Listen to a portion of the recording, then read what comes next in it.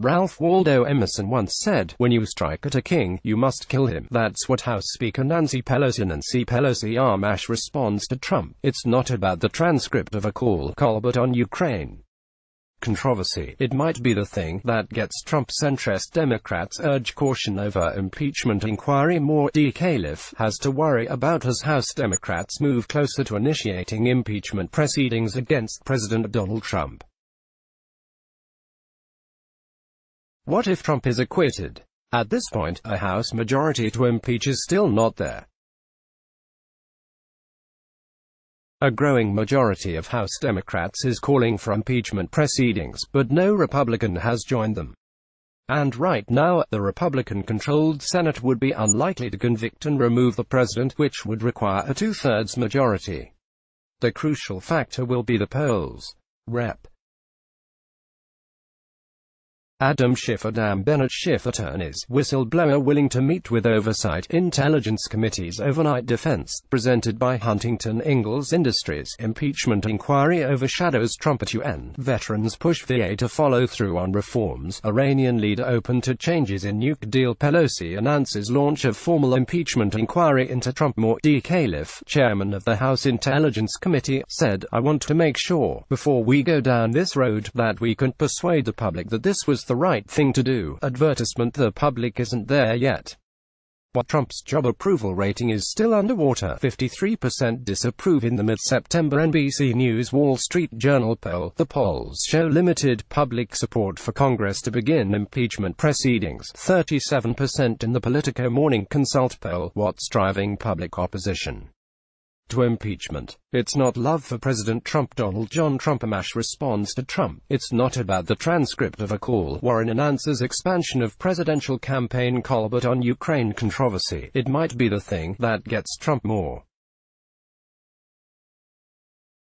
NBC News reports that Trump is more personally disliked than any of his recent predecessors. Trump's image is 51% negative, compared to 38% negative for Bill Clinton. William Bill Jefferson Clinton, consequential GOP class of 1994, all but disappears. 25 years of championing successful community development. NY prosecutors ask judge to dismiss Trump suit over subpoena for tax returns. More 33% negative for Barack Obama. Barack Hussein Obama Sanders campaign unveils endorsements from 85 Iowa union workers. Warren's rise shakes up Democratic field. Trump mocks Romney with video contrasting their presidential bids. More and 25% negative for George W.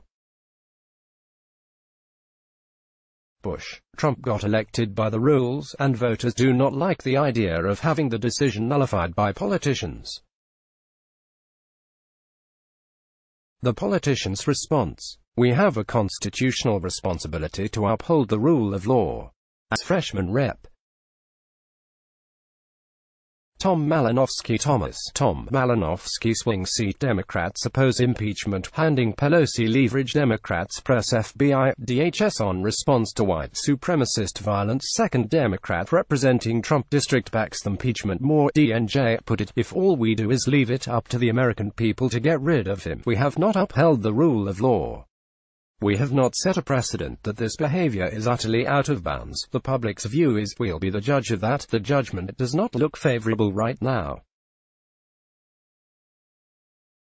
Half the respondents in the NBC News Wall Street Journal poll say they would be very uncomfortable with the idea of Trump being re-elected.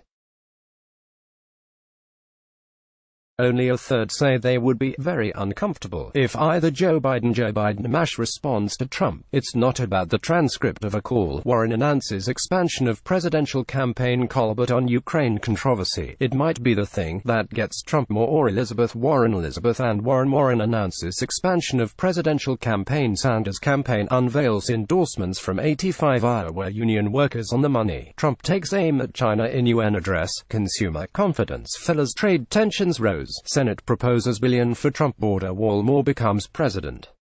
Advertisement charged with abuse of power. President Trump is responding the same way he always responds, with defiance. He defies the Washington establishment, the news media, Congress, science, diplomatic norms, political correctness, and anyone who gets in his way. His supporters love him for it.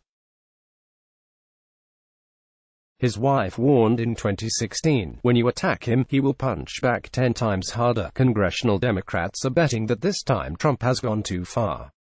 He has defied the Constitution by soliciting foreign interference in the political process.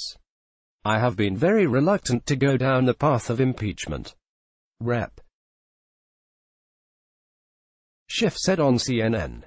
But if the president is essentially withholding military aid at the same time he is trying to browbeat a foreign leader into doing something illicit, providing dirt on his opponent during a presidential campaign, then that may be the only remedy that is co-equal to the evil that conduct represents. What happens if Democrats impeach President Trump and fail to remove him from office?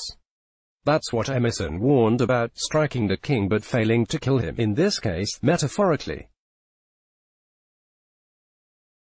Leaving a wounded president in office could be costly. An impeachment battle could rally Trump's army to seek revenge on Democrats at the polls next year. Even if he loses his bid for re-election, Trump would very likely remain a force in American politics. He may refuse to acknowledge defeat, claiming the election returns are fraudulent. He did that even after winning in 2016. He still insists that he won the popular vote as well as the electoral vote if you discount voting by unauthorized immigrants. Trump is likely to retain his hold over the Republican Party as long as his army can continue to enforce discipline in Republican primaries. And something else.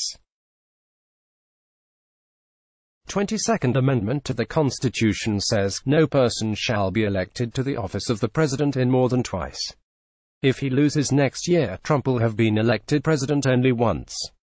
He would be eligible to run for president again in 2024. Bill Schneider is a professor at the Shah School of Policy and Government at George Mason University and author of Standoff: How America Became Ungovernable. Simon